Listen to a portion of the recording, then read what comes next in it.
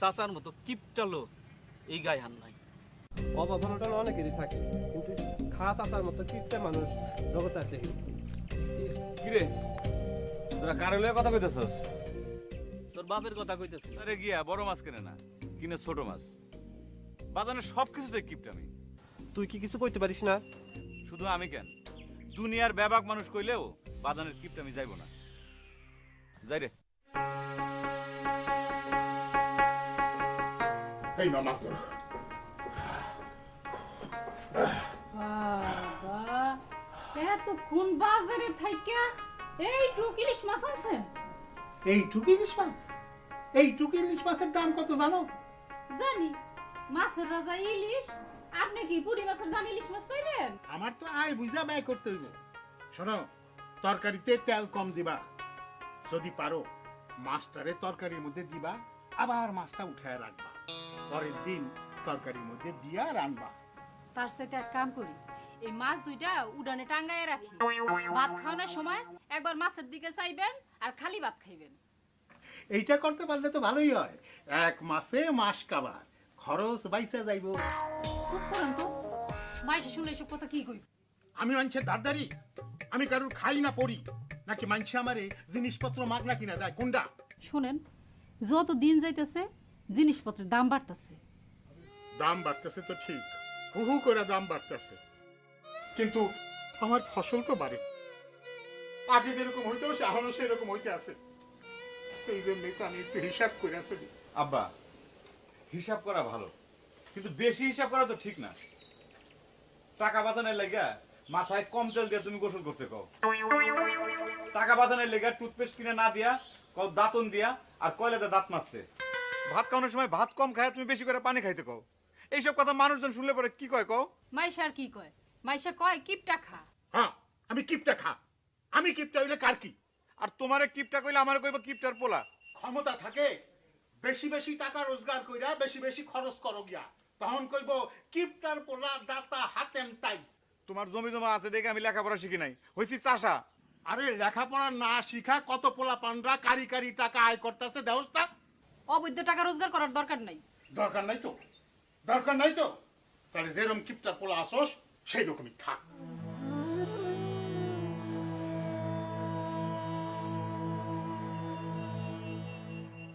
এমন করে পোলারে না কইলে হইতো না। এই তুমি চুপ করো। যেরকম অল্প তেল দিয়ে মাছ রাঁধতে কইছি, তরকারি রাঁধতে কইছি, সেই কাম করো।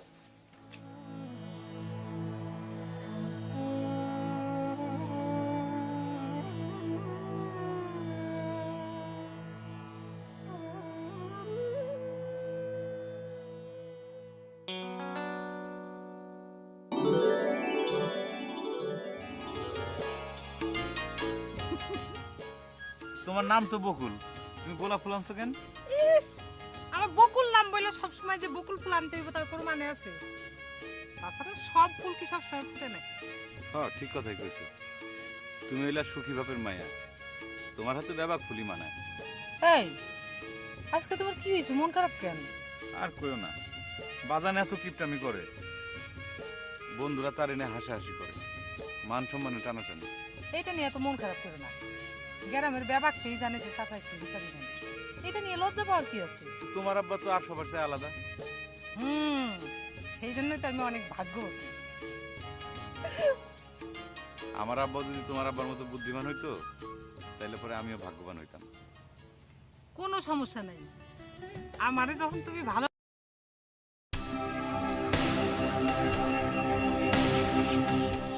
বকুল,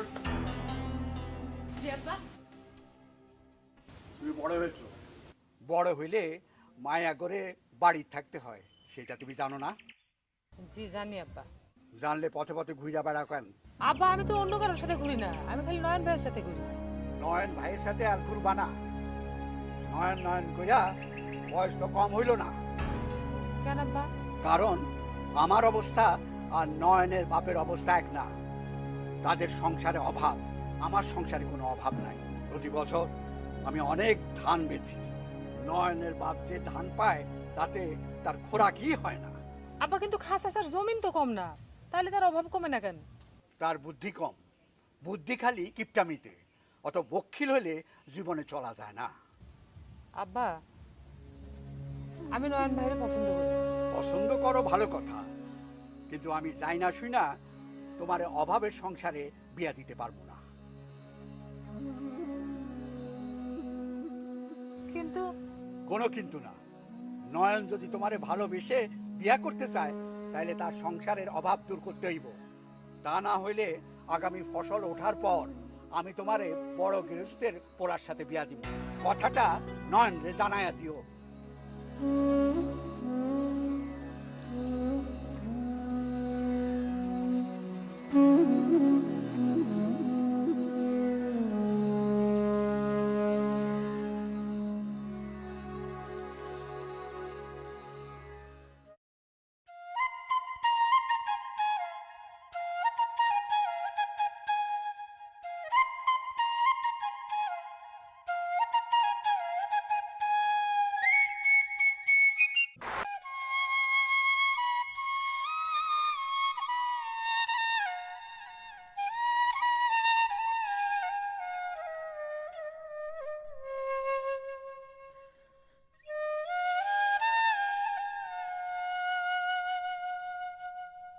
নয়ন যদি তোমারে ভালোবেসে বিয়া করতে চায় তাহলে তার সংসারের অভাব দূর করতে হইব। তা না হইলে আগামী ফসল ওঠার পর আমি তোমারে বড় গৃহস্থের পোলার সাথে বিয়া দিব। কথাটা নয়ন রে জানায়া দিও।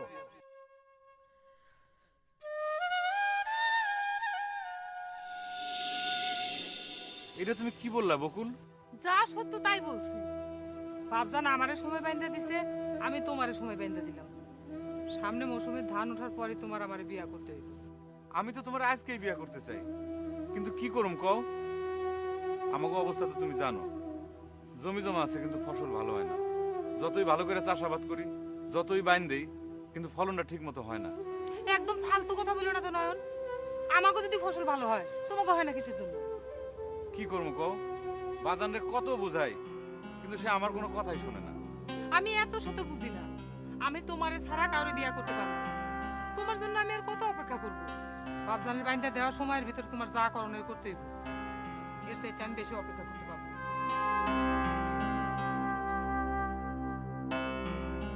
ঠিক আছে।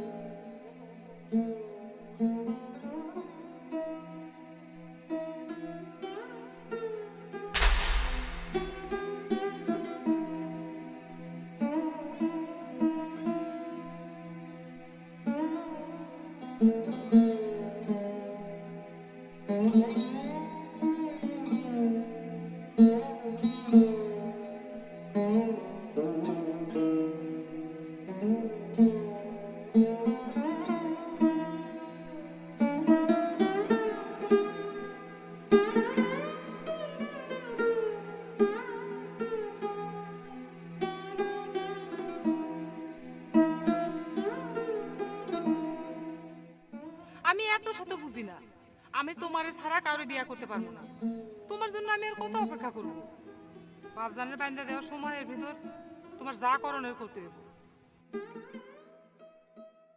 কিরে নয়ন,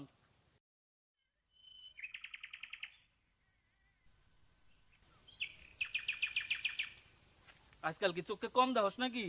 রাত কানা হয় শুনছি, দিন কানা যে হয় তা তো শুনি নাই। না গো না, বকুল ফুলের গন্ধে নয়ন হাটে অন্ধ হয়ে। না রে দোস্ত, আমার মনটা ভালো নাই। কেন, কি হয়েছে? আর কইস না।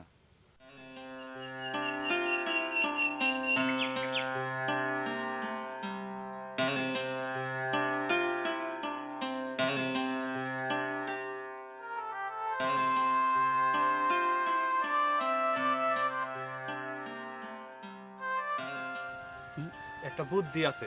কি বুদ্ধি? তুই এক কাম কর, বকুলের বাপের কাছে ফসল ভালো হওয়ার বুদ্ধি নে। খুব ভালো কথা কইছস তো, আমি অহনি যাইতেছি।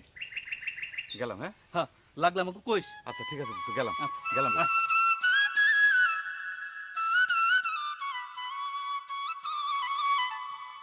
ওইদিকে একটু ভালো করে দেখো। আহা, বুঝতেছে না, ভালো করে দেখো। চাচা আসসালামু আলাইকুম। ওয়ালাইকুম আসসালাম। কি ব্যাপার নয়ন, কি মনে করে? চাচা আপনি তো সবই জানেন, আমি জমি চাষ করি, কিন্তু ইচ্ছা মতো আমি ফসল ফলাইতে পারি না চাচা। তাই আপনার কাছে আমি একটু পরামর্শ নিতে চাই।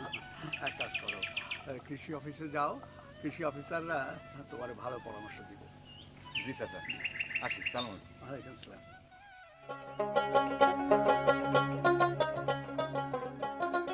হ্যাঁ ঠিক আছে, ঠিক আছে।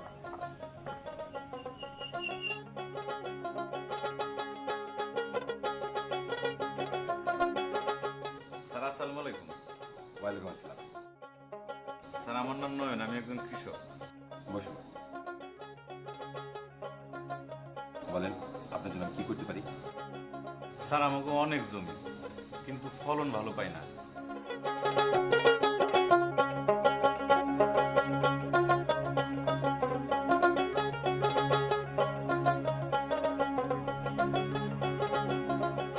আপনার পরামর্শের জন্য আপনার অনেক ধন্যবাদ স্যার। আসি, আসসালামু আলাইকুম।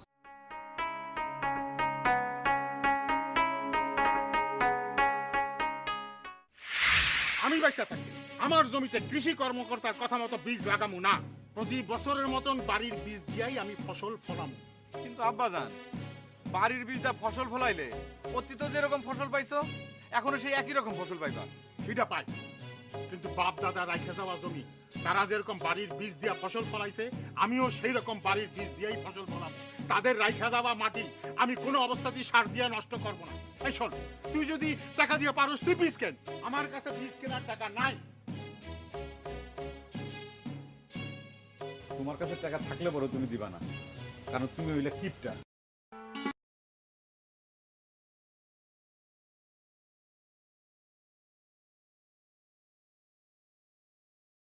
জাতের বীজ আন না, তারপরে ফসল কর, বেশি বেশি ফসল ফলা, সেরা কৃষক হও। তোর বাপে যা পারে নাই তুই তা কইরা দেখাবি। আমা এটা তুমি কি করতেছো? এটা তো তোমার শখের গয়না। পাগল পোলা কি কয়, গয়না গেলে গয়না পামু, বকুল যদি পরের ঘরে জায়গা তারে কই পাবি? হ্যাঁ, আর তুই বেশি বেশি ফসল ফলায়া তখন মায়ের একটা চেন কিনে দিবি। আমার দোয়া করো মা।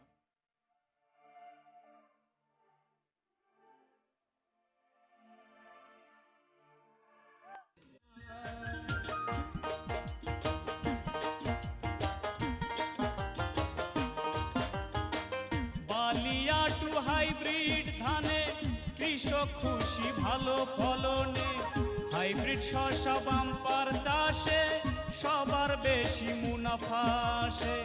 বালিয়া টু হাইব্রিড ধানে কৃষক খুশি ভালো ফলনে, হাইব্রিড শস্য বাম্পার চাষে সবার বেশি মুনাফা আসে। পার্টেক অ্যাগ্রোর বীজ বুনিয়া উৎপাদন বাড়ায়।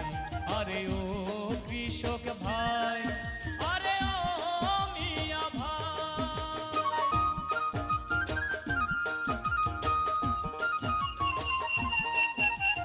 নয়ন ভাই, বাসা ভাইয়ের কাছে শুনলাম আপনি নাকি বালিয়া 2 জাতের ধানের বীজ কিনে আনছেন। জি। তো খুব ভালো করছেন। আপনাকে পার্টেক্স অ্যাগ্রো পক্ষ থেকে সব ধরনের সহযোগিতা করব আমরা। জি ভাই, বসেন, আসেন।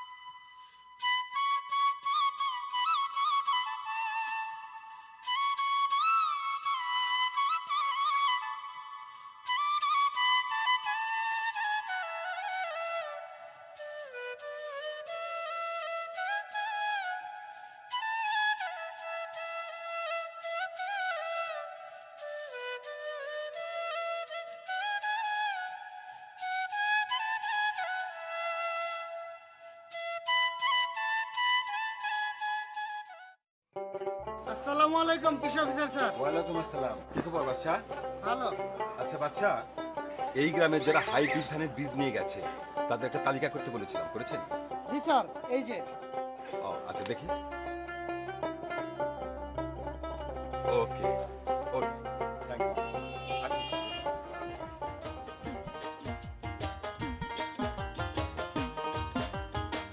বালিয়া টু হাইব্রিড ধানে কৃষক খুশি ভালো ফলনে, হাইব্রিড শস্য বাম্পার চাষে সবার বেশি মুনাফা আসে।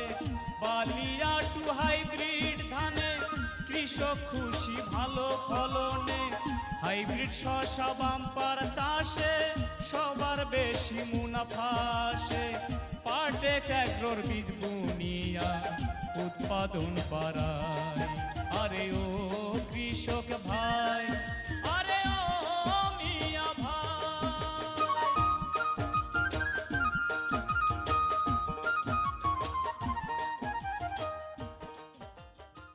দেখছেন আব্বা কি চমৎকার ফলন হয়েছে।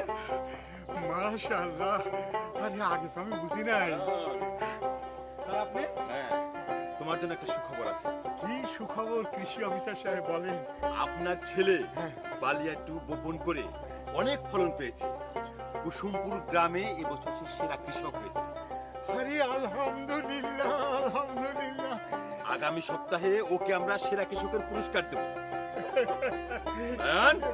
তাহলে আসি, দেখা হবে আগামী সপ্তাহে। আল্লাহ বাঁচায় রাখুক, আল্লাহ বাঁচায় রাখুক, ধানে ধানে বইরে যাও।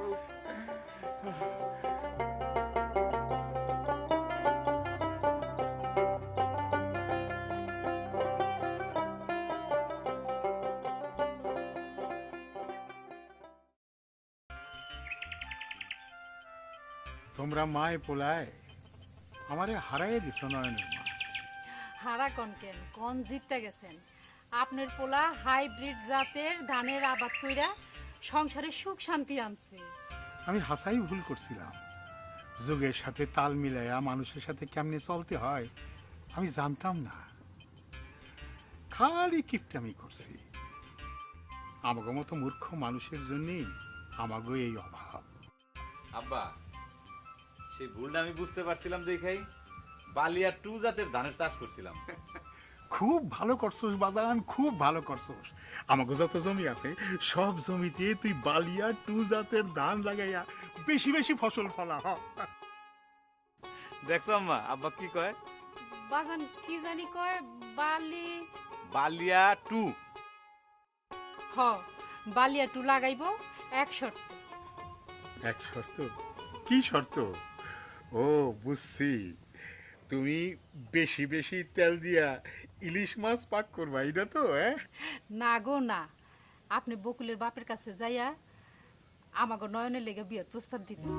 আরে হ হ, আমি তো সব জানি। বকুলের দেওয়ার সময় মতোই আমি বকুল গো বাড়িতে প্রস্তাব দিয়া যামু। কিরে শরম পাইছে? জোরে জোরে বাচ্চা। সুধীমণ্ডলী, এবছর কুসুমপুর গ্রামে বেশ কয়েকজন কৃষক হাইব্রিড জাতের ধানের আবাদ করে সাফল্য পেয়েছেন। তাদের মধ্যে সেরা কৃষক হয়েছেন নয়ন। সেরা কৃষকের পুরস্কার নয়নের হাতে তুলে দেওয়ার জন্য কৃষি অফিসার হাসান স্যারকে অনুরোধ করছি।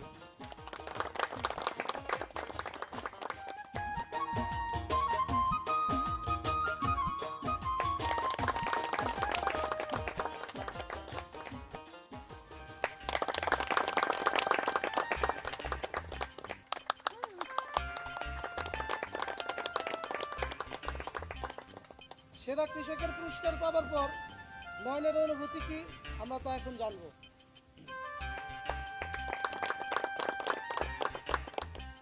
প্রিয় এলাকাবাসী, আমার কি যে খুশি লাগতেছে তা আমি বুঝাই বলতে পারব না। বালিয়া টু হাইব্রিড ধানের চাষ করে আমি ফসল অনেক বেশি পাইছি। এই ধানে একদম সিটা হয় না, ধান ঝইরাও পড়ে না, সেই জন্য ফলনও অনেক বেশি। আমার সংসারের অভাব দূর হয়েছে। আমি এখন স্বাবলম্বী কৃষক হয় ভালোবাসার মানুষের ফিরা পাবো।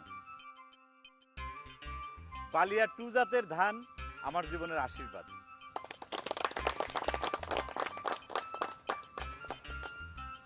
সুধী দর্শক, পার্টেক্স এগ্রো কৃষক ভাইদের জন্য আরও দুটি গণচীনের লেটেস্ট জাতের হাইব্রিড ধান বাজারে নিয়ে এসেছে। এই দুটি ধানের বীজের নাম, তার একটা নাম পার্টেক্স হাইব্রিড ধান 1, আর একটার নাম পার্টেক্স হাইব্রিড ধান 2। আমিও জানি আপনি কইছিলেন আগামী মৌসুমে আমি বালিয়া 2 জাতের বীজের সাথে পার্টেক্স হাইব্রিড ধান 1 এবং পার্টেক্স হাইব্রিড ধান 2 ধানের বীজও লাগামু। আপনারা সবাই লাগাইবেন।